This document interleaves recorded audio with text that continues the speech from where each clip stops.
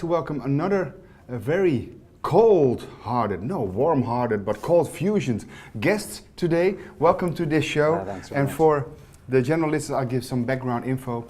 James Martinez is our guest. He's Director of Media Operations, coldfusionnow.org. So go to coldfusionnow, yes now.org, and Executive Producer of Cold Fusion Radio. Media Ecologist by trade, James Martinez has been spreading the word about the benefits of cold fusion, which he describes as man's greatest invention since the wheel. Coming soon, he will be appearing in the film The Believers, discussing the ramifications of cold fusion and the technological effects that face the world. Mr. Martinez aims to wake the public up, I think that sounds good, from the deep electronic hypnotic sleep where he believes most of America resides. I would say the whole world resides. Before we go to that sleep, let's first wake up right now. What's cold fusion for our general viewers? Cold fusion is basically it's nuclear fusion at room temperature, but it's done at cold fusion. And the name cold fusion basically, essentially, the name has been changed around since it's originally come out. It's called LENR, low energy nuclear reaction, but people prefer that name. Mm-hmm. Scientists call it that. I think most people that have ever heard of cold fusion heard it first from the movie called The Saint, starring Val Kilmer and Elizabeth Shue. That was the first exposure, really, in terms of the mass media, was that movie called The Saint. Val Kilmer was the agent in that movie. Yeah, that's right. That's right. And ironically, I was coming back from cold fusion labs in Northern California, and I mentioned this when I was speaking today. And I'm coming back on the plane, and 1 in a billionth chance, I met the producers of The Saint, sat right next to me when I was coming home back to Los Angeles, and I learned about the screenwriters and what that whole story was and why they decided to do that, and told them, and literally I said, listen, this is not fiction, this is fact now. I've seen it. I literally came right back from the labs, sitting on the plane telling them what I just witnessed and what's really getting ready to happen. So for a long time, I think cold fusion got a really bad rap because it wasn't presented initially the way it should have been. It was a little premature. And it threatened a lot of the, I should say, the academic community. But for their worldview or for the implications and ramification of the availability of the technology? The ramifications are massive. It will change the world totally. We're talking about being able to take a cubic foot of seawater and basically be able to run a large city with it. In the United States, recently in the last couple of years, 60 Minutes, which is one of the largest news programs in the world, CBS, they came out with a true story on cold fusion, and basically finally, after years and years of suppression, came out and said, yes, this is real, yes, it works, and this is what to expect. And they did a huge interview, and that was the big kind of opening package for the world. And ever since then, most of the scientists now have all reproduced this reaction in the lab. There are a few leaders in the world who I think the leaders in the world currently that I know of, that I've spoken with, are Berlin Labs in California. Okay. They are definitely the closest to taking this to market. I would say it'd probably be about a year, maybe a year and a half. Maybe a little bit longer, depending upon the politics and so forth associated with that. But it's going to be the game changer for the entire world. And that is basically what I've been doing for the past many years on the radio, is getting everybody ready for this big shift, the public, because I think this is going to be everybody's business, and I think the public deserves it to know about it from the ground up. Yes. Instead of a small group of people controlling it.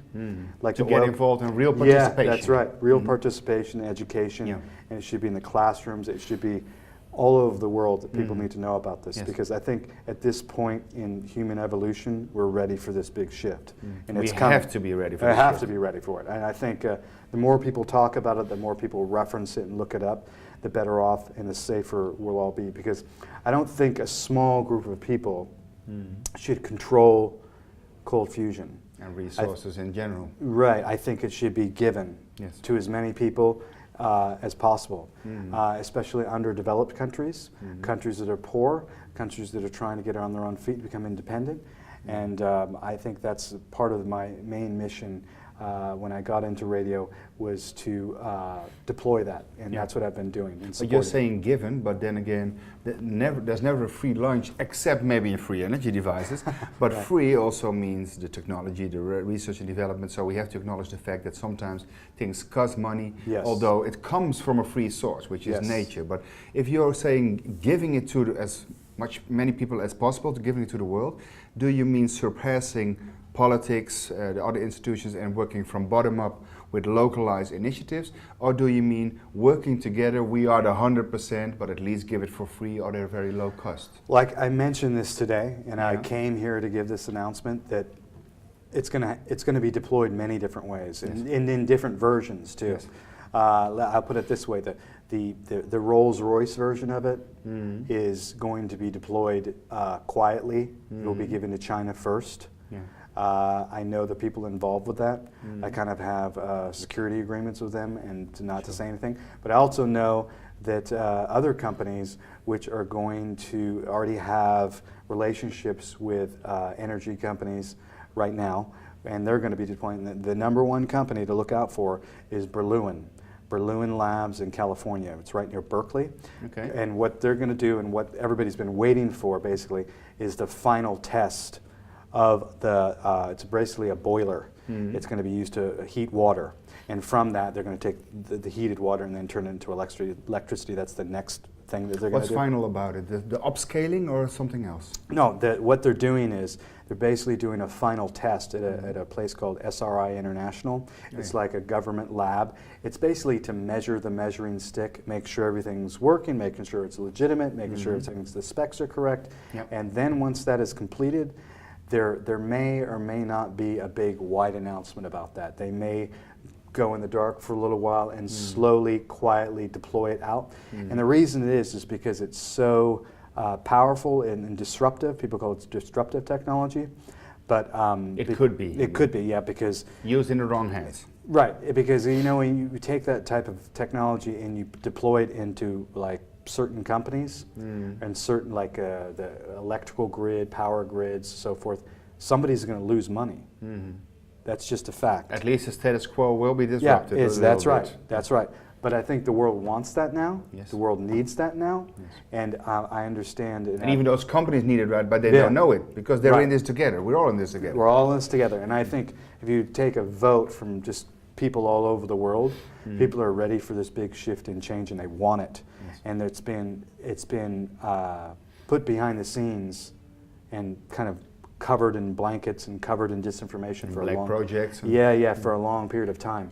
And now it's ready. It's very close. And my job has been basically to promote it, to tell everybody, to get everybody ready for it, so that we don't run into a lot of problems when we do liftoff. Because I've had many private conversations with people in Washington, D.C., other scientists, and a lot of the public who I speak to as well about this. And everybody wants it. But the question is, how do we deploy it the best way without Yeah. causing problematic The right issues? form of control. Yes. For a better world. More Absolutely. sustainable world. Exactly. Now, interesting. What's more about cold fusion that people do not understand? Because you mentioned the CBS covering that story the Right. right way. What has been the change of mind? Is it a consciousness shift, or is it because there's so much putting out there that it's like almost like control bleeding? Like, let's be the first, at least we can control it still a little bit. Right. What's involved in the sudden change that CBS covered that story in a positive way? You know, I heard about that. They're currently right now getting ready to do another story. They've been calling various scientists and keeping up with the story right now that I know about. And the reason why they did that, I think, is because certain political interests, financial interests, want this to happen, and it's going to happen. It's just a matter of how it's to be done. One of the things that I discussed publicly on radio and with other people in general was like how and why did they do that, and why did they take so long to do that? And I don't know who owns CBS particularly, and what the or rules the advertisers sponsors money. Yeah, who's in charge of that? Because when it came out, obviously there was people that said, "Oh, that can't possibly be happening. That can't." Who were they to say that? It's a little early to say that, but somebody did it. I don't know precisely the deciding factor on who did that. But for me, when that came out, that was I think I played the CBS interview all over the place on radio. I talked about it all over the place, and a lot of people were kind of surprised that that was available, that had happened, and that also that they put it in a positive light. Because prior to all that, most of the scientists have been involved with it. Their whole careers were destroyed. Yeah, character assassination works. Basically, yeah. And in the intelligence community, which is the people that basically control the perceptual mechanism of information flow out to the PR, public. mind-controlling propaganda techniques they use. Correct. They always use the yes-no frame, which means they're basically going to come and say, yes, this works, yes, yes, yes, and then they always interview somebody who says, no, no, no, no. So that happens all the time. And a lot of media does that. And then a normal layperson says, you see, it's not real. Exactly. And they go on to have potatoes and watch football. So Exactly. You got it. You're very quick. Well, I hope many people get it, because we need many, as many as possible, like you said. We do the same, by the way. Yeah, exactly. And the good thing is, if we follow the money, you see that, but we don't get any money, so follow us. It doesn't matter, because it doesn't lead to nothing. Right. But go on. Right. And this movie that just came out, there's a movie that just came out, it's called The Believers. Yes. And if people go to a website called The Believers. You're in it, huh? We just read it. Yeah. If you go to thebelieversmovie.com, there's a trailer there. It just opened in the United States at the Chicago Film Festival. And when I was promoting Cold Fusion and promoting the scientists and saying, hey, everybody get ready for this, I was contacted by the director, Clayton Brown, and they came and shot me, and I did like hours and hours with them. And I saw they came and shot you. Yeah, I could have interpreted that a different way. Yeah, that's the Hollywood slick way. You could have been an inventor here, but go on. They came and filmed me. Yeah. They came and filmed me, and I basically was interested on the mechanism of film, on how it was going to affect the public. And what they did is, every director that makes a movie, the point of making the movie is to have another job afterwards, to get another movie made, something else to be, a continuing thing. Continuous saga. Exactly.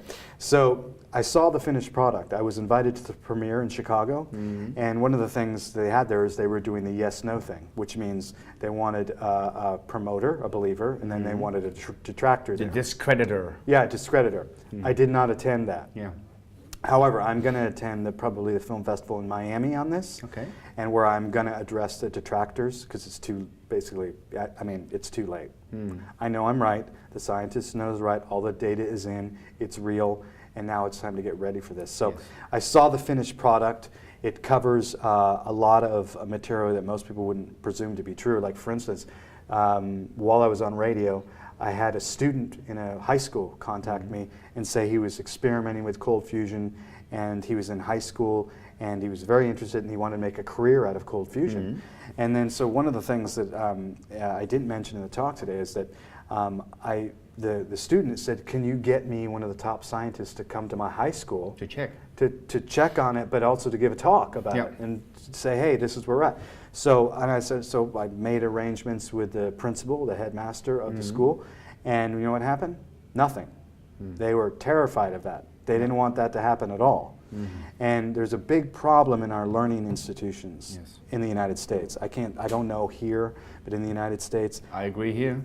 In the United States, it's bad, because some of the people that were involved in taking down Pons and Fleischmann were big universities funded by big money with big reputations. I call it the revolving door situation, like we see with big pharma, policy and industry. They come from industry, or the nutraceuticals, the pharmaceuticals, they get into politics to have bad politics, but good for the corporations. And they come back through revolving doors, and Paul Hellyer even validated that concept and come back with even higher rankings within the industry they came from originally. And it's the same here. Yeah, so, and when I was taught, and I think everybody else, when they go to a college and they pay for it, or they go to a school, you're supposed to talk about new ideas, you're supposed to learn new things, you're supposed to have open dialogue about stuff, and you're supposed to try new things. Independent, transparent, where does it go? Exactly. Conflict of interest. Exactly. So what's happened is we've got this controlling oligarchy that's deciding what we're going to eat, how we're going to use energy, and how we're going to live. And a lot of people know what that controlling oligarchy is. It's been all over the web. It's many movies are made about it. And they want to control the kind of the future of how we interact energetically and how we use energy. But how do we get them to come along? Or do we have to surpass them and implement a better world behind their backs? I think eventually a lot of those people, they're going to come on our side. But right now, I'm going around them. And a lot of other people are going around Because we them. have to, unfortunately, at this moment. Exactly, because I just mentioned in my talk about how I contacted one of the top scientists that I asked to be here, and how I was personally threatened, physically threatened, by promoting cold fusion, because a lot of people want to be in control of it and run it themselves. And I'm totally against that. I think it's just as much your business or anybody else's Like business. an open source kind of model. Absolutely. This is the key to liberating the human condition as far as I'm concerned. And there's a lot of other technologies too, but this one I think is probably going to be the most easiest to facilitate out in all over the world. Now, before we did our talk, Sterling Allen was sitting at your chair, in your chair, and he was talking about an event. We're talking about coldfusionnow.org, am I correct? Right, correct. Here's your website again, coldfusionnow.org. But Cold Fusion Now also means that at this moment now, there's something happening with a cold fusion generator being presented somewhere at a university. He mentioned something. Did you know about that? Well, somewhere today is... I don't know about that personally, but Okay. I've known Dr. Peter Hagelstein, who's at MIT. Yeah. I've been in touch with all the scientists, and he basically, I called him a couple months ago, and I said, I hear you're having an open event where you're inviting your peers and press to see your device that's been running for 2 weeks nonstop. And I said, you're making an announcement about that and so forth, and I contacted him. And I said, so what happened? How many people showed up? And he said, nobody did. Nobody did. And I'm like, what? How could that possibly be? This is too important. Part of the problem of this whole thing is awareness and also press. And I want to thank you personally and all your people that are doing this for putting light on this, because you are making each step closer to this being a total reality. This has to be in the spotlight. Absolutely, and I totally thank all your viewers and everybody that's put this together, because it's really important, because what I've been trying to do is get publicity behind it and get celebrities behind it and get people to say, hey, wait a minute, we need to pay attention to this now, and we need to promote these people and protect them and make sure that everybody's involved. I mean, I've personally been invited to Italy. I've been invited to the labs at MIT. I've been invited. I was in the labs in Berlin in California, and I know what's going on with all of them. But at this point, I mean, and the reason I'm at this conference is to meet all the other people that are involved with technology and to promote it, and get ready to start financing it and integrating it. And if people think that's an easy thing, it's not. It's been very, very difficult. Very difficult. Just to establish credibility, it's been difficult.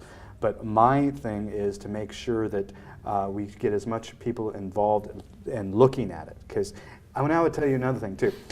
The Europeans are way more sophisticated and way more ahead of Americans. Sterling Allen just said 8 out of 10 of those working free energy come from Europe. It's true. Absolutely true. Any help that I've gotten as far as promotion and whatever, all came from Europe. Which is interesting to me, since cold fusion was discovered in America. And America has shipped out all its industry to other countries as it's going bankrupt and losing everything. And I think, and originally when I was talking to some of the labs there, they weren't open to me interviewing them and so forth. And one of the things I was saying to them, I said, listen, America needs to create something and make something again. We need to get on with it. We're supposed to be the leaders of the free world, and we're not. We're not. And a lot of people that I speak to in Hollywood, because I work in Hollywood, they're saying, well, how come this isn't out? What's going on? Da, da, da, da. And it's just because people have not been courageous enough to step up to the plate and say, hey, wait a minute, I need to take a look at this. And when I was speaking today, I was talking about, courage.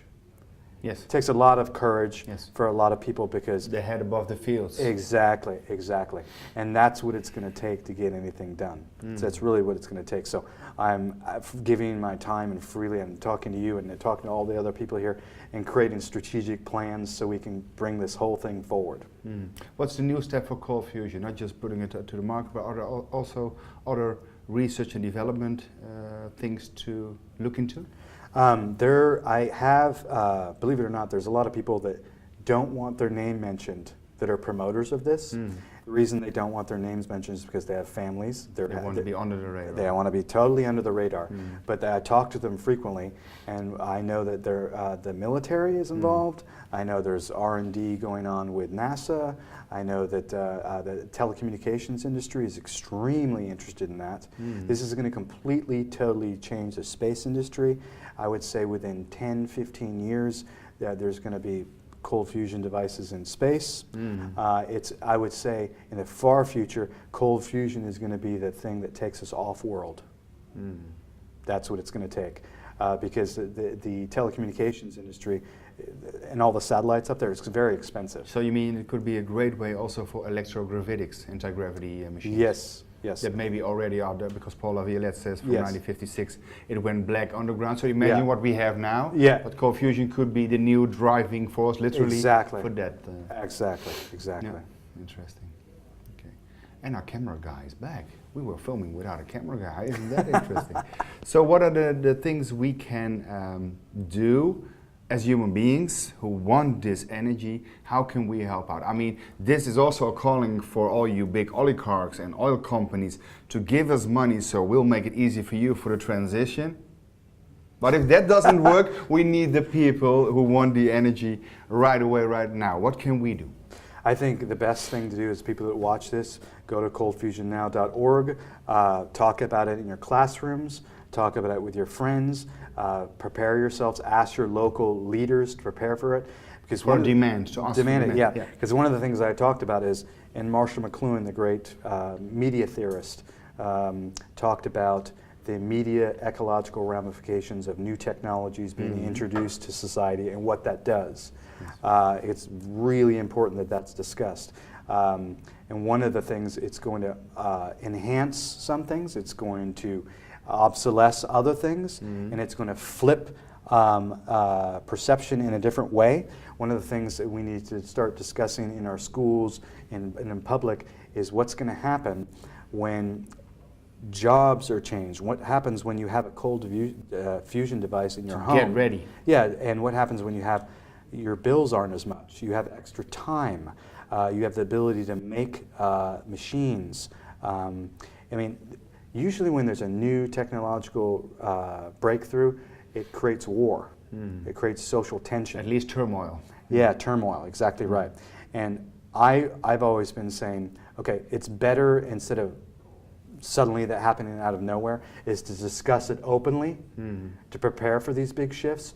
And one of the things that a lot of the cold fusion scientists are interested in doing, and think it's smartest to do, is to deploy it into underdeveloped countries that don't have massive infrastructure in place, that is going to upset like the companies that, gas, electricity, and all those companies that have been running everything for a long time. Their vested interests. Vested interest, correct. And it's best to see if we can go to countries like Africa, countries like China and the outskirts of China, and deploy it that way. Personally, what I have been asked to do is deploy it to the Lakota Nation in America.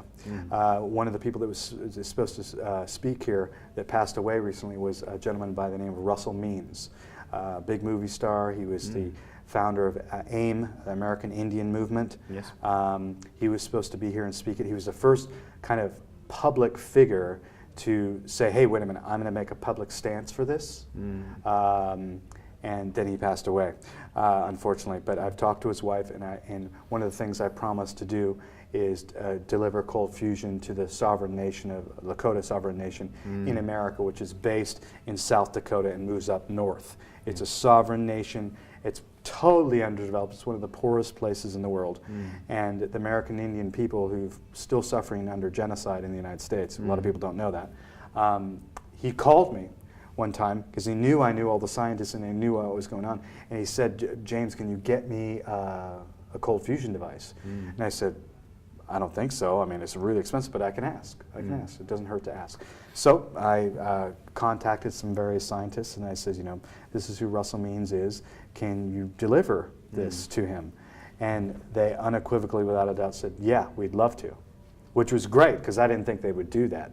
And one of the scientists was Andrea Rossi. The United States has also agreed to do that, not only as a gesture to the American Indian people that have suffered terribly, but also to let them know that, and other people in the world know that it exists, it's operational, and the time is now to open up the doors, prepare for the various changes that are going to occur economically, and hold on to your seatbelts. And hold on to your seatbelts, because it's interesting that this is all happening now. Electrogravitics, but then we don't need seatbelts. Exactly. Exactly. I mean, one of the great things is even though a lot of people are suffering financially from what the banks have done, it's a great time. Every disaster is a blessing in disguise.